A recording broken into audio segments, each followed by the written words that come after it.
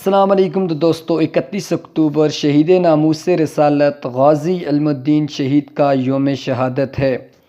غازی علم الدین شہید کا یوم پیدائش 4 دسمبر 1908 کو ہے اور غازی علم الدین شہید 8 ذی-القعدہ 1366 ہجری بمطابق 4 دسمبر 1908 عیسوی کو کوچہ چابک سواران لاہور متوسط طبقے کے ایک فرد تعلیم مند کے گھر میں پیدا ہوئے جو بڑھئی یعنی لکڑی کا کام کرتے تھے۔ تعلیم مند اعلیٰ پائے کے ہنرمند تھے جن کا اپنے علاقے کے جانے پہچانے کاریگروں میں شمار ہوتا تھا۔ وہ علم دین کو گائے اپنے ساتھ کام پر لاہور سے باہر بھی لے جاتے۔ ایک بیٹا پڑھ لکھ کر سرکاری نوکری کرنے لگا اور ایک دوسرا بیٹا محمد امین والد کے ساتھ لکڑی کے کام پر ہی رہا اور علم الدین نے ابتدائی تعلیم اپنے محلے کے ایک مدرسے میں حاصل کی۔ تعلیم سے فراغت کے بعد آپ نے اپنے آبائی پیشہ کو ہی اختیار کیا اور اس فن میں ہی اپنے والد اور بڑے بھائی میاں محمد امین کی شاگردی اختیار کی۔ 1928 میں آپ کوہاٹ منتقل ہو گئے اور بنو بازار میں اپنا فرنیچر سازی کا کام شروع کیا۔ لاہور کے ایک ناشر شیطان صفت راجپال نے نبی آخر الزماں حضرت محمد مصطفیٰ صلی اللہ علیہ وسلم کی شان کے خلاف ایک دل آزار کتاب رنگیلہ رسول شائع کر کے کروڑوں مسلمانوں کے جذبات کو مجرور کیا، جس پر مسلمانوں میں سخت اضطراب پیدا ہوا۔ مسلمان رہنماؤں نے انگریز حکومت سے اس دل آزار کتاب کو ضبط کرانے اور ناشر کے خلاف کارروائی کا مطالبہ کیا تو مجسٹریٹ نے ناشر راجپال کو صرف 6 ماہ قید کی سزا پر ہی اکتفا کیا، جس کے خلاف مجرم نے ہائی کورٹ میں مزید اپیل کی جہاں جسٹس دلیپ سنگھ مسیح نے اس کو رہا کر دیا۔ انگریز حکومت کی عدم توجہی سے مایوس ہو کر مسلمانوں نے متعدد جلسے جلوس منعقد کیے، مگر انگریز حکومت نے روایتی مسلم دشمنی کا مظاہرہ کرتے ہوئے دفعہ 144 نافذ کر کے الٹا مسلمان رہنماؤں کو ہی گرفتار کرنا شروع کر دیا۔ مسلمانوں میں یہ احساس جاگزیں ہونے لگا کہ حکومت وقت ملعون ناشر کو بچانے کی پالیسی پر عمل پیرا ہے اور وہ جان گئے کہ اس ملعون کو کیفر کرداغ تک پہنچانے کے لیے ان کو خود ہی کچھ کرنا ہوگا۔ اسی دوران لاہور کے غازی خدا بخش نے 24 ستمبر 1928 کو اس گستاخ کی دکان پر نشانہ بنایا، تاہم وہ خبیث بھاگ کر اپنی جان بچانے میں کامیاب ہو گیا۔ غازی خدا بخش کو گرفتاری کے بعد 7 سال کی سزا سنائی گئی۔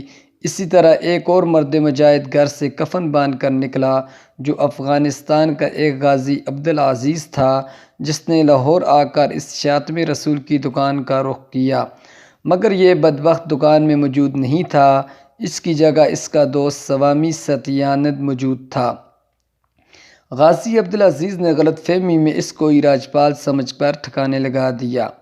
غازی عبدالعزیز کو حکومت وقت نے 14 سال کی سزا سنائی۔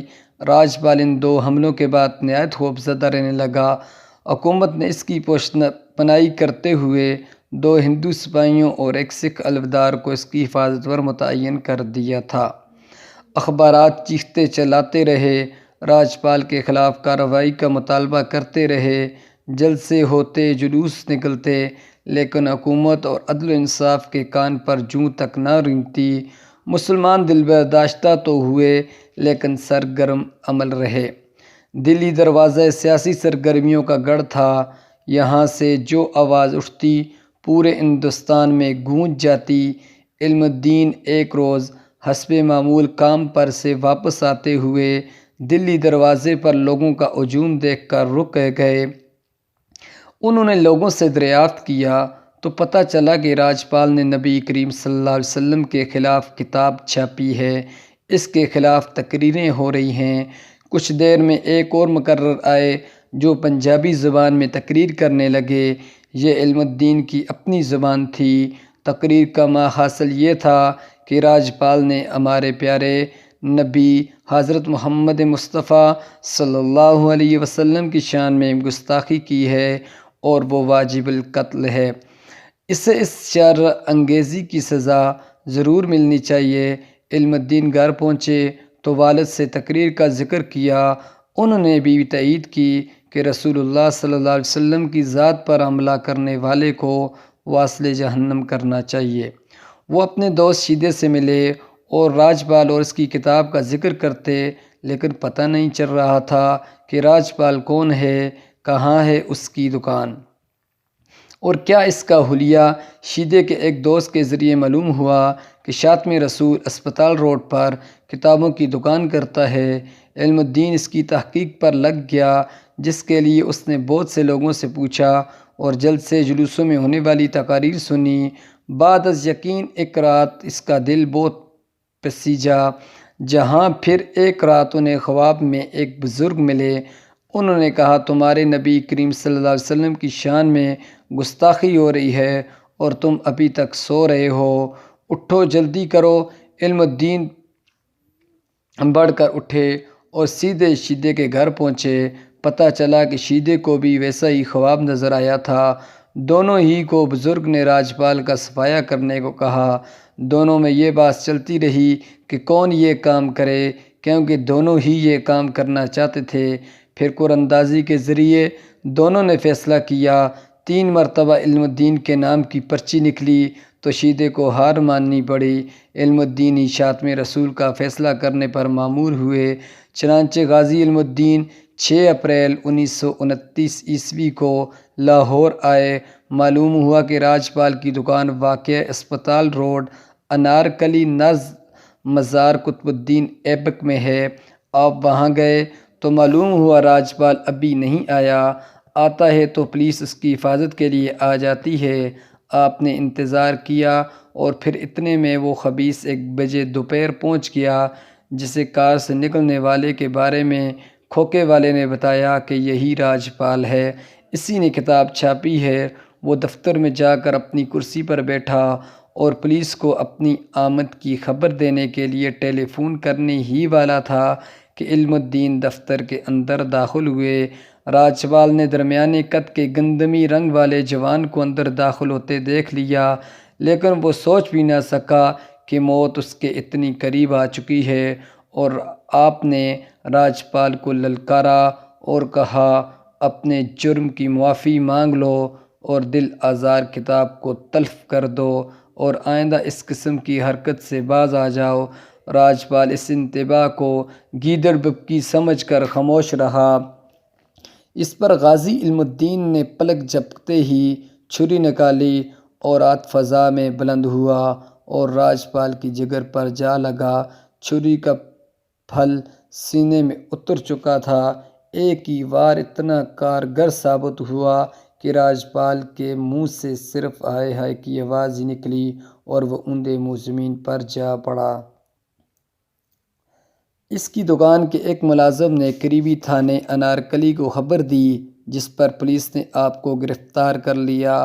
آپ اس واقعے کے بعد نہ صرف مکمل پرسکون رہے، بلکہ آپ نے فرار ہونے کی بھی کوئی کوشش نہیں کی۔ آپ نے اس کارروائی کا اعتراف کیا اور گرفتاری پیش کر دی۔ مقدمہ ایڈیشنل ڈسٹرکٹ مجسٹریٹ لوئس کی عدالت میں پیش ہوا، جس نے ملزم پر فرد جرم عائد کر کے صفائی کا موقع دیے بغیر مقدمہ سیشن کورٹ میں منتقل کر دیا۔ آپ کی جانب سے سلیم برائٹ لا پیش ہوئے، جنہوں نے آپ کے حق میں دلائل دیے، مگر نیب نامی انگریز جج نے آپ کو مورخہ 22 مئی 1929 کو سزائے موت کا حکم سنایا۔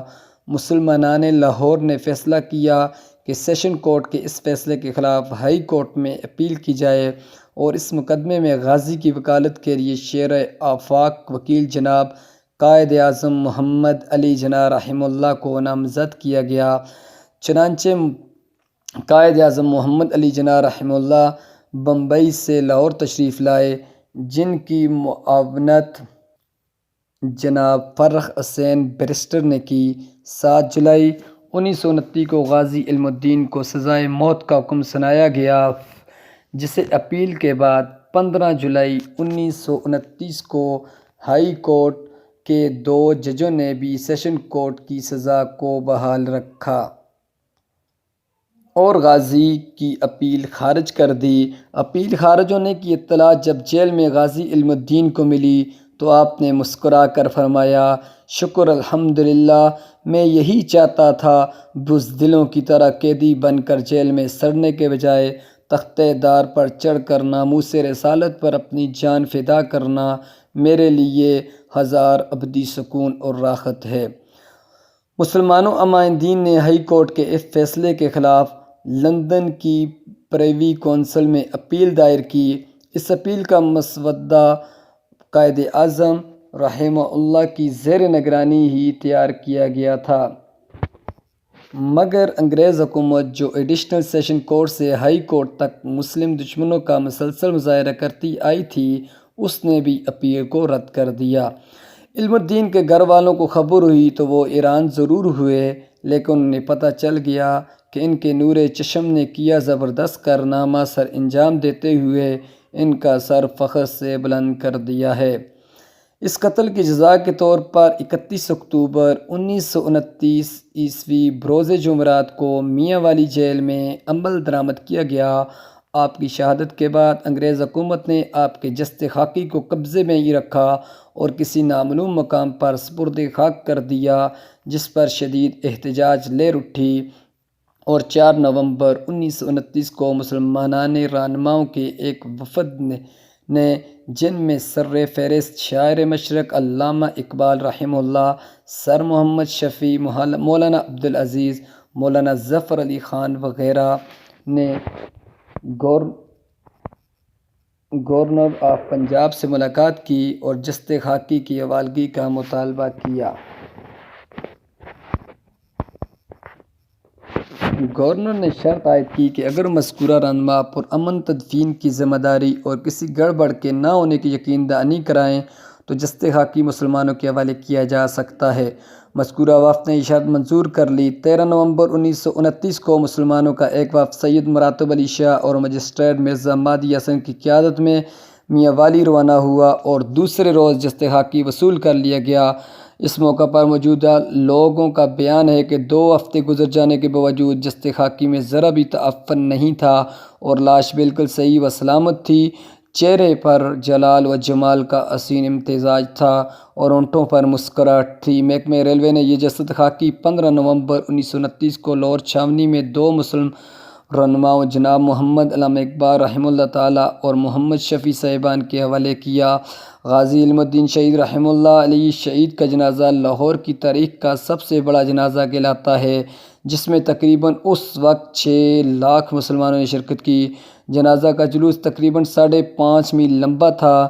جناب محترم غازی علم الدین شہید صاحب کی نماز جنازہ قاری شمس الدین خطیب مسجد وزیر خان نے پڑھائی اور مولانا دیدار شاہ اور علامہ اقبال رحمہ اللہ نے غازی علم الدین شہید رحمہ اللہ کو اپنے ہاتھوں سے قبر میں اتارا۔ اس موقع پر علامہ اقبال نے وہ مشہور قول فرمایا کہ یہ لوہاروں کا لڑکا ہم سب پڑھے لکھوں سے بازی لے گیا ہے۔ لوگوں نے عقیدت میں اتنے پھول نچھاور کیے کہ میت ان میں چھپ گئی۔ بہاولپور روڈ کے کنارے میانی صاحب قبرستان میں ایک نمایاں مقام پر آپ کی آخری آرام گاہ موجود ہے۔ مزار کے 4 اطراف برآمدہ ہے۔ مزار بغیر چھت کے آپ کا بنایا گیا ہے۔ مزار کے مشرق میں غازی کے والد محترم اور والدہ محترمہ کی بھی آخری آرام گاہیں موجود ہیں۔ لوح مزار پر پنجابی اور اردو کے کئی اشعار لکھے ہوئے ہیں۔ اللہ رب العزت سے دعا گو ہوں کہ اللہ تعالیٰ جتنے بھی مسلمان اس دنیا سے چل بسے ہیں، اللہ رب العزت سب کو جنت الفردوس میں اعلیٰ مقام عطا فرمائے اور ان کے درجات کو بلند فرمائے اور غازی علم الدین کی شہید کے درجات کو بھی بلند فرمائے۔ آمین آمین۔